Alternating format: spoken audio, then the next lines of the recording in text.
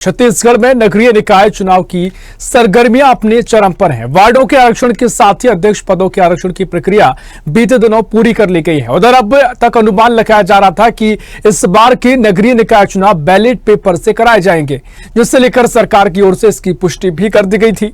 लेकिन उच्चतम न्यायालय ने ईवीएम की विश्वसनीयता पर उठने वाले सवालों को लेकर कोर्ट के आदेश अनुसार कथन सामने आया है, जिनमें साफ तौर पर कहा गया है कि ईवीएम में छेड़छाड़ संभव नहीं है। ईवीएम से चुनाव कराए जाने को लेकर प्रदेश के डिप्टी सीएम अरुण साव ने कहा, इस बार के निकाय चुनाव बैलेट पेपर की जगह ईवीएम पर कराए जाएंगे। उच्चतम न्यायालय ने कई बार ईवीएम की विश्वसनीयता को लेकर मोहर भी लगाई है, यानी जो उच्चतम न्यायालय है, सुप्रीम कोर्ट है, लगातार विश्वसनीयता को लेकर मोहर लगा चुका है। उन्होंने कहा कि ईवीएम से छेड़छाड़ करना असंभव है, ऐसे में इस बार के चुनाव भी ईवीएम से ही कराए जाएंगे।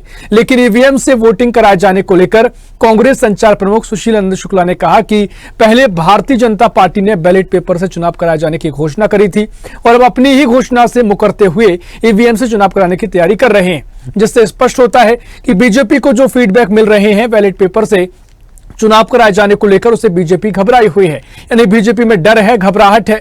बीजेपी को ईवीएम से प्यार है और बिना ईवीएम के बीजेपी चुनाव लड़ नहीं सकती। अब देखना होगा कि बैलेट पेपर की जगह ईवीएम से चुनाव होने के पर परिणामों में कितना परिवर्तन आएगा। बहरहाल नगरीय निकाय चुनावों को लेकर तैयारियां लगातार की जा रही हैं, इससे पर हम चर्चा करेंगे। इससे पहले आपको सुनवा देते हैं कि अरुण साव ने क्या कुछ कहा है और क्या प्रतिक्रियाएं सामने आई। चुनाव आयोग इस दिशा पर काम कर रही है। कोशिश हो रही है कि ईवीएम पर चुनाव हो और इसके लिए चुनाव आयोग तैयारी कर रही है और हर संभव कोशिश होगी कि नगरीय निकाय के मतदान जो है वो ईवीएम से ही हो। पार्टी अंततः अपनी फितरत पे आ ही गई। पहले इन्होंने घोषणा किया कि बैलेट पेपर से चुनाव कराएंगे और जब लगातार जो फीडबैक आ रहा है उससे इनको स्पष्ट लगने लगा कि नगरीय निकाय चुनाव में बुरी तरीके से पराजित होंगे, तो फिर से यू टर्न दिया और घोषणा कर दिया कि ईवीएम मशीन के माध्यम से नगरीय निकाय का चुनाव होगा।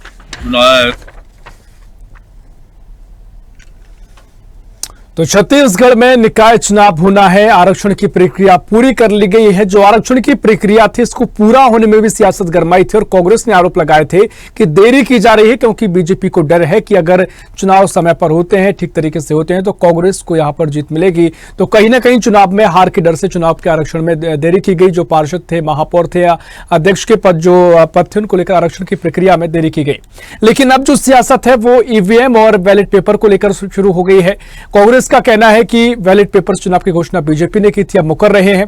इसी पर चर्चा करेंगे। अपने अपने तर्क दलों के हैं मेहमान हमारे साथ जुड़ गए हैं। भारतीय जनता पार्टी से वासु शर्मा जुड़ गए हैं। वासु जी, बहुत स्वागत है आपका स्वदेश न्यूज में। और कांग्रेस से प्रवक्ता प्रगति वाजपेयी जुड़ गई हैं। वाजपेयी जी, बहुत स्वागत है आपका स्वदेश न्यूज में। प्रगति जी, आपके पास ही मैं पहले आ रहा हूं। जिस तरीके से आपने आरोप तमाम लगाए हैं कि भारतीय जनता पार्टी को डर है कि बैलेट पेपर से चुनाव हुए तो उसी से घबराहट के चलते ईवीएम चुनाव की बात कही जा रही है, क्या कुछ कांग्रेस का मानना है? क्योंकि लगातार चर्चाएं होती आई हैं। इससे पहले बीजेपी ने भी कहा कि बैलेट पेपर से चुनाव होंगे। अब हालांकि उन्होंने कहा कि जब उच्चतम न्यायालय ये बात कह रहा है कि ईवीएम में छेड़छाड़ नहीं हो सकती है, तो क्यों ना ईवीएम से चुनाव कराया जाए। चलिए, प्रगति जी हमारे साथ अभी जुड़ी नहीं है, उससे हम संपर्क करने की कोशिश कर रहे हैं। वासु शर्मा जी, आपके पास आ रहा हूं। कांग्रेस ने आरोप लगाया है, वो कह रहे हैं कि पहले आप ही घोषणा करते हैं, आप ही कहते हैं कि बैलेट पेपर से चुनाव कराए जाएंगे, अब अपनी ही घोषणा से मुकरते हुए आप नजर आ रहे हैं। ईवीएम से चुनाव की बात कही जा रही है। देखिए ऋषभ जी, निश्चित तौर पे चुनाव जो है माननीय उप मुख्यमंत्री अरुण साव जी ने ये बात बोली थी कि भाई हम बैलेट पेपर से भी चुनाव हो। पंचायत चुनाव आज भी बैलेट पेपर से होंगे ऋषभ जी। नगरीय निकाय चुनाव कांग्रेस समय भी ईवीएम से होते। किरणमयी नायक ईवीएम से चुनाव जीत के आई थी, ईवीएम से। तो कांग्रेस का जब ईवीएम की बात आती है तो उनको डर क्यों लगता है? हाँ। समझ से परे चुनाव चाहे बैलेट पेपर से हो चाहे ईवीएम से हो, वोट तो जनता को देना है। आपने काम अच्छा किया होगा, आपने जनता के लिए कुछ मांग मुद्दे उठाए होंगे, जनता जनहित मुद्दे उठाए होंगे, तब तो पार्टी, जब तो जनता आपके साथ खड़ी रहेगी ना। हाँ। केवल हवा हवाई बात करने से जनता आपके साथ नहीं खड़ी होती। जैसे भारतीय जनता पार्टी को भरोसा है, चाहे वो बैलेट पेपर से हो, ईवीएम से हो, हम कांग्रेस टाइप का रोना नहीं रोते। हमारे पास तो मुद्दे हैं, हमने काम करके दिखाया ऋषभ जी, 1 साल नहीं वासु शर्मा जो जी, पिछले बीजेपी 5 को साल में- भरोसा है, ठीक है, आप कह रहे हैं कि बैलेट पेपर से हो, ईवीएम से हो, लेकिन कांग्रेस का सिर्फ अभी का मामला नहीं है। कांग्रेस हमेशा से ईवीएम पर सवाल खड़े करती आई है। मध्य प्रदेश में दिग्विजय सिंह तमाम फॉर्मूले बताते हैं। जो विधानसभा चुनाव हुए, खुद भूपेश बघेल ने फॉर्मूला बताया था कि अगर ईवीएम से चुनाव नहीं होते हैं तो कितने बैलेट पेपर से चुनाव होंगे, क्या व्यवस्था होगी, उसका फॉर्मूला वो बता रहे थे।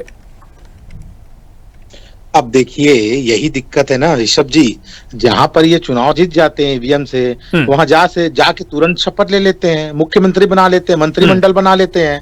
वहां पर अगर ईवीएम पे भरोसा ही नहीं है तो कहना चाहिए इनको, नहीं भाई हम नहीं मानते, यहाँ पर जब बैलेट पेपर से जीत के आएंगे तभी हम शपथ लेंगे।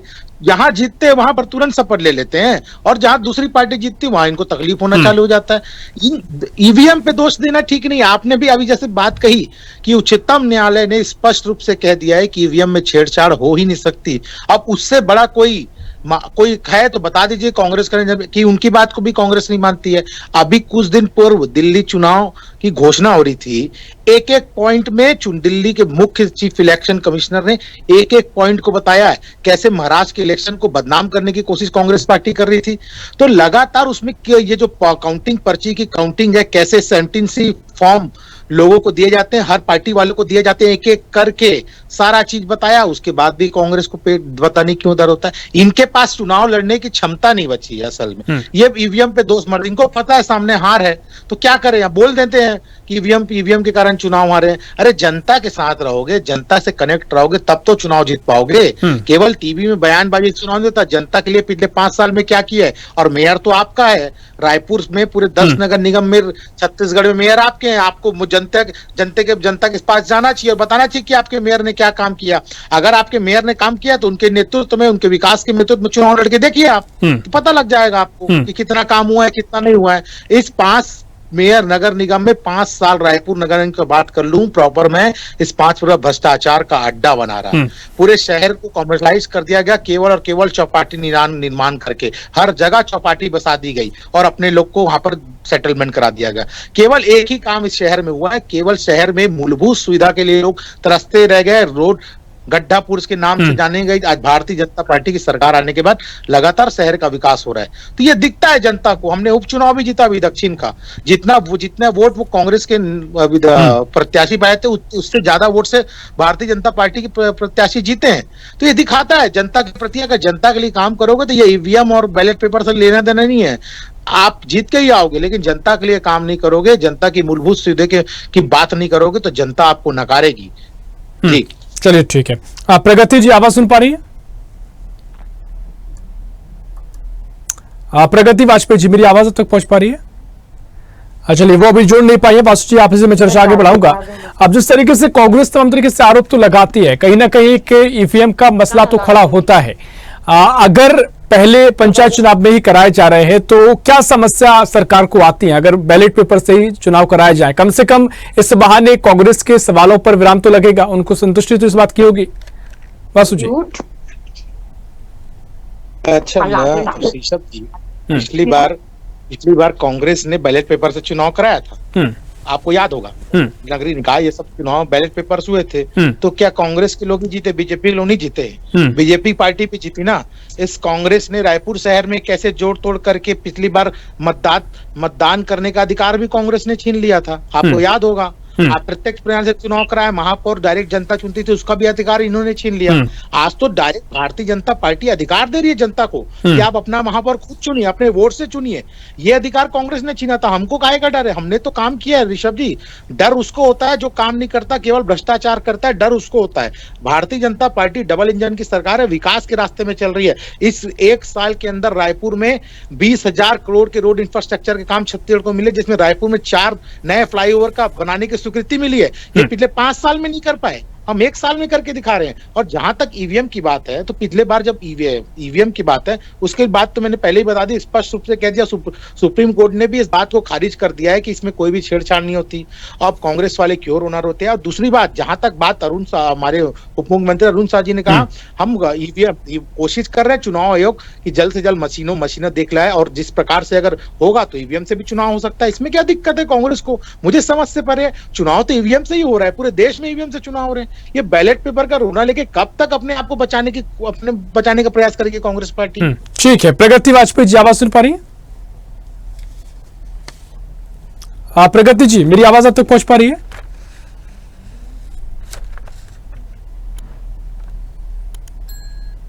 प्रगति जी, अगर मेरी आवाज आप सुन पा रही है, क्या मेरी आवाज तक पहुंच पा रही है? चलिए, मुझे लगता है कि नहीं पहुंच पा रही है, कुछ तकनीकी खामी हो सकती है। वासु जी, देखिए, जिस तरीके से अब आरोप लगातार लगते रहे, आपका तर्क है कि ईवीएम में पूरे प्रदेश में चुनाव होते हैं, प्रदेश में चुनाव हो रहे हैं, लेकिन आपने तस्वीरें मध्य प्रदेश की भी देखी होंगी। दिग्विजय सिंह ने भी लगातार इसको लेकर हमला बोला और हमेशा बोलते रहे हैं। अब आप कहते हैं कि जहां जहां आपकी सरकार बन जाती है वहां आप शपथ ले लेते हैं। अगर उनके आरोप है, मान लीजिए सरकार बन जाती है, तो कोई चारा होता है क्या सरकार पे शपथ ना ली जाए? क्योंकि अगर आरोप लगाते आए हैं तो एक इमेज तो कम से कम खड़ी की गई है कि ईवीएम को लेकर कई देशों का हवाला भी वो देते हैं कि कई देशों में बंद है, कई देशों में ईवीएम को बंद कर दिया गया। अब ऋषभ जी, मुझे लगता है कि मेरे से ज्यादा आप एंकर है प्रतिष्ठित चैनल के, आप भी इस बात को समझते हैं कि किस लिए ये राजनीति हो रही है। अपनी परफॉर्मेंस को जनता ना समझ जाए, उनकी परफॉर्मेंस, कार्यकर्ता उनके नेताओं पे सवाल ना करे। लगातार इनके राहुल गांधी के नेतृत्व में चुनाव हुआ तो राहुल गांधी ईवीएम पे दोष मोड़ देते हैं। कार्यकर्ता बोलने न लग जाए कि भाई आपके नेतृत्व क्षमता नहीं है आप में चुनाव जिताने की, तो ये थोप देते हैं ईवीएम पे। ईवीएम कहां से गलती? ईवीएम में तेलंगाना में इन्होंने चुनाव जीता, कर्नाटक में इन्होंने चुनाव जीता, हिमाचल में इन्होंने चुनाव जीता, तो अब अनेक राज्यों में, तमिलनाडु में डीएमके पे चुनाव जीता, वेस्ट बंगाल में टीएमसी ने चुनाव जीता, दिल्ली में आम आदमी पार्टी ने चुनाव जीता था। तब तो ईवीएम कैसे ठीक हो जाता है? यानी वही सवाल है कि ईवीएम जहां आप जीतते वहीं ठीक रहता है, बाकी जगह खराब हो जाता है। ये तो बेसिक सवाल है ना ऋषभ जी, ये सवाल से कैसे भाग सकती है कांग्रेस? यानी जहां पर आपने जीता है वहां पर सब ठीक है, जहां भारतीय जनता पार्टी जीती कि भाई ईवीएम खराब है और हमको वोट नहीं मिला। अरे वोट मिलेगा कैसे? मैंने पहले बताया कि आपने 5 साल जनता ने आपको वोट दिया। ऋषभ जी, 5 साल पहले इनकी सरकार थी, जनता से झूठे वादे किए इन्होंने, 5 साल तक गुमराह करने की राजनीति की, केवल और केवल भ्रष्टाचार इस 5 साल में किया, हर फील्ड में भ्रष्टाचार इन्होंने किया। तो जनता ने सबक सिखा दिया आने के बाद, 5 साल बाद जनता के पास मौका आया तो ये इससे बच नहीं सकते हैं। चुनाव हम तो बोल रहे हैं, आप बैलेट पेपर से चुनाव हो, कांग्रेस के राज में कांग्रेस के बैलेट पेपर चुनाव क्या, हम तो कभी नहीं रोए कि नहीं भाई आप ईवीएम से चुनाव कराइए, हम चुनाव नहीं लड़ेंगे, हम बैलेट पेपर चुनाव, हमने तो ऐसा कभी नहीं कहा। हमने तो जो प्रक्रिया थी उसका पालन किया और चुनाव लड़ा। जो फैसला होगा जनता करेगी। देखिए, बात लोकतंत्र में जनता का जनादेश ही महत्वपूर्ण होता है, और जनता जिसको शर्माते बिठाती है उसी की सरकार बनती है। आपके मेरे बोलने से कुछ नहीं होता, जनता के लिए काम करना पड़ता है। ये काम भारतीय जनता पार्टी निरंतर 1 साल से कर रही है जनता के लिए। हमने जो वादे किए मोदी की गारंटी के तहत ऋषभ जी, सारे धरातल पे उतर गए। हमने कहा था किसानों को 31 रुपए मिलेगा, मिल रहा है। हमने कहा था मदारी वंदन योजना में लोगों को 1000 रुपए मिलेगा। हमने कहा था 5500 रुपए प्रति मानक बोरे के दर से तेंदुपत्ता खरीदी होगी, हो रही है। हमने कहा था कि 8.5 लाख आवाज जो गरीबों को छीनने का काम कांग्रेस पार्टी ने किया था वो स्वीकृति हो गई है। हमने कहा था नक्सलों मोर्चे में हमारी डेडलाइन है कि 2026 मार्च तक हम छत्तीसगढ़ के नक्सलियों खत्म, सफाया करेंगे। 200-225 से ज्यादा नक्सली ढेर हुए हैं, 1700 से ज्यादा। ठीक है वासु जी, लेकिन मुझे लगता है कि कांग्रेस इसका जवाब दे कि क्यों ईवीएम पर भरोसा नहीं कर पा रहे हैं, लगातार सवाल क्यों उठाए जाते हैं। प्रगति वाजपेयी जी, मेरी आवाज सुन पा रही है? हाँ जी ऋषभ जी, बताइए। जी प्रगति जी, थोड़ी देर से आप जुड़े, तकनीकी खामी बीच में हो गई, लेकिन सवाल यही कि ईवीएम पर जो सवाल लगातार कांग्रेस उठाती रही है, भारतीय जनता पार्टी का कहना है कि आपने इससे पहले जो आपकी सरकार रही, निकाय चुनाव में आपकी जीत हुई, लगातार आपने जनता से झूठे वादे किए, इसलिए आपको ईवीएम चुनाव का डर लग रहा है। क्योंकि ईवीएम हो, बैलेट पेपर हो, चुनाव में अगर भारतीय जनता पार्टी को भी वोट मिलते हैं, कांग्रेस को भी वोट मिलते हैं, तो इस पर सवाल खड़े करना उनके हिसाब से ठीक नहीं है। वो कह रहे हैं कि पंचायत चुनाव में कहा गया था कि बैलेट पेपर से चुनाव कराए जाएंगे, तो वो वहां बैलेट पेपर से ही होंगे, लेकिन जो निकाय चुनाव है वो ईवीएम से कराए जा सकते हैं। और साथ ही महापौर की जो व्यवस्था है, कांग्रेस ने अप्रत्यक्ष प्रणाली अपनाई थी, जो अब सीधे तौर से जनता जो है वो महापौर का चुनाव कर सकती है और इसका फायदा जनता को मिलेगा। तमाम तरीके से वो कहना कि ईवीएम पर सवाल खड़े करना व्यर्थ है, क्योंकि सुप्रीम कोर्ट भी कह चुका है, मोहर लगा चुका है कि इसमें छेड़छाड़ संभव ही नहीं है।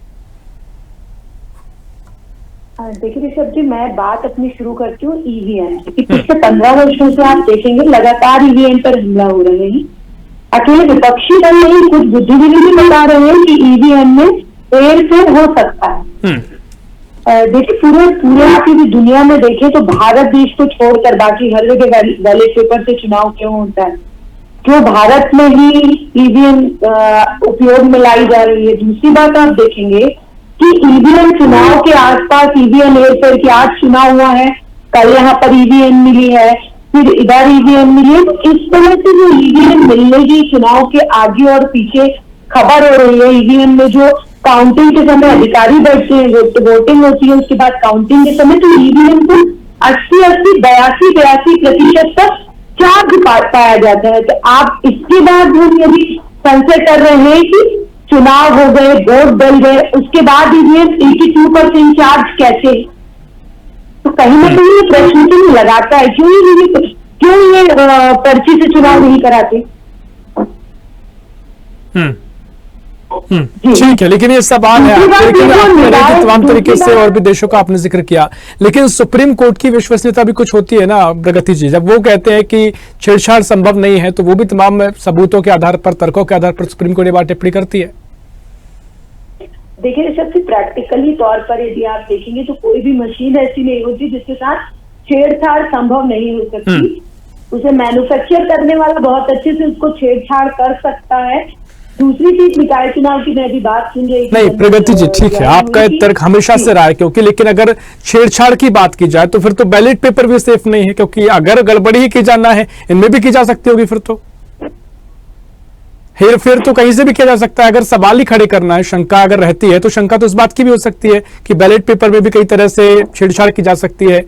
अगर सरकार जिसकी है वो अपने हिसाब से चीजें करवा सकती है। नहीं भी बैलेट पेपर पे इस तरीके की जो छेड़छाड़ जितनी ईवीएम में हो सकती है उतनी छेड़छाड़ बैलेट पेपर के साथ नहीं हो सकती। आपको ज्ञात होगा 2004 का मैं एक वाकया बताना चाहती हूँ। पहली बार लोकसभा चुनाव की सभी सीटों पे ईवीएम का इस्तेमाल हुआ था। उसके बाद 2009 में लोकसभा चुनाव के नतीजे के बाद बीजेपी के नेता श्री लाल कृष्ण आडवाणी जी ने ईवीएम पे गड़बड़ी की शिकायत की थी। वे डॉक्टर सुब्रमण्यम स्वामी जी को मशीनों की गड़बड़ी की शिकायत दिए थे और सुप्रीम कोर्ट लेकर गए थे उनके पास। दरअसल जो भी ऐसा नहीं है कि हम ही इस पर प्रश्न चिन्ह लगा रहे हैं, ईवीएम पर प्रश्न चिन्ह तब से लगते आ रहे हैं जब से ईवीएम पर चुनाव होना शुरू हुआ है। ठीक है, लेकिन आप ही की सरकार रही देश में, तभी से ईवीएम का चलन शुरू हुआ, तो कम से कम पहले आप ही समझ लेते इस बात को, आप ही इसको बंद करा देते। देखिए किसी भी चीज को शुरू करने के पहले उसके प्रॉस और कॉन्स देखे जाते हैं। अब यदि उसमें गड़बड़ी आ रही है और अब हम आवाज उठा रहे हैं एक मजबूत विपक्ष के तौर पर, तो क्यों बैलेट पेपर पर चुनाव नहीं हो सकते? जब पंचायत चुनाव कराने का आपने ले लिया है कि नहीं पंचायत चुनाव बैलेट पेपर से होंगे, तो क्यों नगरीय निकाय के चुनावों को ईवीएम से कराने पर जोर दिया जा रहा है? और ईवीएम पर विस्तृत चर्चा होनी चाहिए। ईवीएम के आप देखेंगे कि बीते दिनों में चुनाव हुआ, महाराष्ट्र का चुनाव आपने देखा, चाहे हरियाणा का चुनाव आपने देखा, तो हर प्रकार की सर्वे कैसे फेल हो सकती है? चलिए ठीक है, वासु शर्मा जी, देखिए तमाम सवाल उन्होंने खड़े किए, पहले भी सवाल खड़े होते रहे हैं। वो ये कह रहे हैं कि आप आसपास के पड़ोसी देशों में, मुल्कों में देख लीजिए, यहाँ पर ईवीएम से चुनाव नहीं हो रहा है और बैलेट पेपर से अगर पंचायत चुनाव में वोट हो सकता है तो क्यों निकाय चुनाव में आप नहीं करा रहे हैं? और पिछली बार भी जब बैलेट पेपर से हुआ तो इस बार भी कराना चाहिए। और वो कह रहे हैं कि जब ईवीएम पर सवाल की बात है, सिर्फ कांग्रेस सवाल खड़े नहीं करते हैं, आपके तमाम नेताओं का जिक्र वो कर रही है, वो विपक्ष में हुआ करते थे, आप ही ने सवाल खड़े किए थे ईवीएम को लेकर। अब आपकी सरकार है, अपने हिसाब से चीजें हो रही हैं, तो आप उन पर नजरअंदाज क्यों कर रहे हैं? वासु जी। नहीं, देखिए ईवीएम पे सवाल हमने कब खड़े किए ऋषभ जी? हमने प्रक्रिया में कमी थी, उसको प्रक्रिया को सुधारने के लिए। जैसे वहां पर पर्ची गिनने की प्रक्रिया होती थी, पहले ईवीएम होता था, बैलेट पेपर देखने वाला वो नहीं होता था, उसके लिए मांग की थी। आज वो है, हर मशीन में आप जो वोट देते वो दिखता है। अब प्रगति जी को ये नहीं पता, चुनाव आयोग भी इस बात को स्पष्ट चुका है। मैंने पहले ही कहा, परसों नरसों प्रेस कॉन्फ्रेंस हुआ दिल्ली के, जब चुनाव की डिक्लेयर होती है, उन्होंने एक एक पॉइंट बताया। अगर वो प्रेस कॉन्फ्रेंस प्रगति जी देख लेती तो शायद तक ये सवाल ही नहीं कर पाती।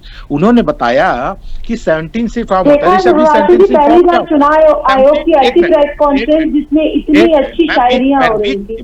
मैं समझा देता हूँ, अरे आपने सुनी, मैं समझा देता हूँ और आप इस बात को झूठ ला के बता दीजिए। मैं जो बोलोगे वो हारने को तैयार हूँ। आप जो बात पे शीर्षक जी, आप भी इस फैक्ट को चेक कीजिए कि सेंटेंसिंग फॉर्म होता है। सेंटेंसिंग फॉर्म तब होता है जब जो भी अगर कोई एमएलए का चुनाव लड़ रहा है तो उसके बीजेपी के कोई प्रतिनिधि बूथ के अंदर होते हैं, कांग्रेस के प्रतिनिधि बूथ के अंदर होते हैं। वहां पर जब चुनाव होता है, चुनाव खत्म होता है और जितने लोग उसके अंदर रह जाते हैं गेट के अंदर, तो उनको पूरा वोटिंग देने दिया जाता है। वो हो सकता है 7 बज जाए, 8 बज जाए रात के। उसके बाद दोनों प्रत्याशी उनके सामने उसको ईवीएम को सील किया जाता है। उसका सीरियल नंबर उस पर लिखा रहता है, कितने वोट उसमें पड़े हैं वो लिखा होता है और उसमें सील लगा के दोनों लोग साइन करते हैं। और जब सेंटेंसिंग फॉर्म लेके गिनती के दिन जाया जाता है तो वही सीरियल नंबर पहले दिखाया जाता है और वोट का मिलान भी वही होता है कि उनके कांग्रेस वालों को में लिखा होगा, एग्जाम्पल के में 400 वोट पड़े हैं तो वो दिखाएंगे, देखिए 400 वोट इसमें पड़े हुए हैं। अब उसके बाद भी ये नहीं मानते तो चुनाव ठीक कुछ नहीं है। वासु शर्मा जी, मैं आपकी बात को समझ गया, लेकिन उनके सवाल इस पर भी है कि कई बार जो ईवीएम है कहीं किसी के पास मिलती है, किसी सरकारी या किसी नेता की गाड़ी में पाई जाती हैं। कई बार ईवीएम इस तरह से होती है, संदिग्ध अवस्था में पाई जाती है, तो उस पर भी सवाल है, तो वो विश्वसनीयता पर सवाल खड़े करती है। देखिए ऋषभ जी जो ये ईवीएम का मामला है जो पाई जाती है उसमें चुनाव अपने स्पष्टीकरण दे चुका है कि ईवीएम खराब ईवीएम है, ये हमारा ईवीएम नहीं है। ऋषभ जी, सबसे बड़ी बात तो ये 2017-18 के अंदर चुनाव आयोग ने ओपन चैलेंज दिया था हर पार्टियों को कि आप आइए, ये ईवीएम रखा हुआ है, हैक करके दिखाइए। एक भी पार्टी वाला वहां नहीं पहुंचा। अगर आप हैक कर सकते हैं, आप जैसे प्रगति जी बोल रही हैं हर उसमें इलेक्ट्रॉनिक चीज में छेड़छाड़ हो सकता है, तो आपने करके दिखा देना था। आप झूठ साफ। चलिए ठीक है वासु जी, देखिए समय भी कम है, लेकिन प्रगति जी काफी सार्थक चर्चा अभी तक हुई है। और अगर आप तमाम आरोप लगा रहे हैं तो चुनाव के वक्त ही आरोपी क्यों? आपके पास बहुत बड़ा दरवाजा सुप्रीम कोर्ट का खुला है। आपके पास ऐसे इंजीनियर्स हैं, ऐसे हैकर्स हैं जो हैक कर सकते हैं ईवीएम को, उनको ले जाइए, उनके सुप्रीम कोर्ट के सामने पेश कीजिए। मुझे लगता है कि सुप्रीम कोर्ट जरूर फैसला लेगा और इसको लेकर जरूर इस पर रोक लगेगी। प्रगति जी, देखिए ऋषभ जी, कोई भी इलेक्ट्रॉनिक डिवाइस ऐसी नहीं है जिसे हैक नहीं किया जा सकता और हम लगातार इस पर आवाज उठाने के लिए आगे आ रहे हैं। आपने देखा होगा कांग्रेस संगठन से इसकी बहुत मजबूती के साथ आवाज उठ रही है कि ईवीएम पर जो वोटिंग है उसको बैन किया जाए और वापस से बैलेट पेपर पर जो वोटिंग का पहले नियम था, जैसे पहले वोटिंग नहीं, लेकिन प्रगति जी सवाल आपसे यही है कि सुप्रीम कोर्ट का दौर खुला है ना, आप प्रूफ करिए उस वहां पर, अगर यहाँ आपको लगता है तो। जी ऋषभ जी, आपने क्या बोला, फिर से बोलिए। सुप्रीम कोर्ट का दौर कांग्रेस के पास खुला है ना, वहां पर प्रूफ अगर आप कर सकते हैं तो वहां पर कीजिए, तो वो तो जनता के सामने पारदर्शी रहेगा। ऋषभ जी सुप्रीम कोर्ट में इन लोग गए हुए हैं, सुप्रीम कोर्ट में शिकायत की है, सुप्रीम कोर्ट में गए हुए हैं, चुनाव आयोग से हमने इसकी शिकायत की कि आप ईवीएम से वोटिंग कराना बंद कीजिए, बैलेट पेपर पर वोटिंग कराइए, क्योंकि लगातार कई राज्यों पर ऐसी अनियमितता ये ईवीएम पर आरोप लगे हैं। और जब विपक्ष इस मुद्दे को उठा रहा है तो सरकार को क्या मजबूरी है कि उन्हें ईवीएम से ही चुनाव करवाना पड़ेगा। चलिए ठीक है वासु जी, ठीक है प्रगति जी, एक बहुत ही गंभीर मुद्दा है, संवेदनशील मुद्दा भी से मैं कहूंगा। और चुनाव के वक्त, क्योंकि लोकतंत्र का महापर्व होता है चुनाव, कोई भी चुनाव हो, कांग्रेस हमेशा सवाल खड़े करती है, तो अपने उनके तर्क हैं, आपके अपने तर्क हैं, लेकिन हम जनता पर यह फैसला छोड़ते हैं क्योंकि जनता ने पूरी डिबेट को सुना है। और अगर कोई कानूनी पैदाव पैच भी रहता है तो आगे इसमें देखना चाहिए। फिलहाल बहुत शुक्रिया चाहूंगा वासु जी, आपका बहुत शुक्रिया, प्रगति जी आपका चर्चा में शामिल होने के लिए। तो छत्तीसगढ़ में निकाय चुनाव की सरगर्मी तेज हो गई है, सियासत भी गरमाई है। सियासत का विषय वही जो हर साल चुनाव दर चुनाव होता है कि कांग्रेस का आरोप ईवीएम पर सवाल खड़े करना, ईवीएम से चुनाव गलत है और ईवीएम पर विश्वसनीयता का संकट है। वहीं बीजेपी का कहना है कि कांग्रेस के अपने तर्क हैं, लेकिन ईवीएम की विश्वसनीयता पर सुप्रीम कोर्ट भी मोहर लगा चुका है। फिलहाल के लिए इस खास पेशकश में इतना ही। देश प्रदेश की और भी खबरों के लिए देखते रहिए स्वदेश न्यूज, सबसे पहले देश। ऐसी ही खबरों के लिए हमें लाइक करें, शेयर करें, फॉलो करें और YouTube पर सब्सक्राइब करें और बेल आइकन दबाना ना भूलें। साथ ही ताजा अपडेट्स के लिए हमारी वेबसाइट स्वदेशलाइव.com पर जरूर जाएं।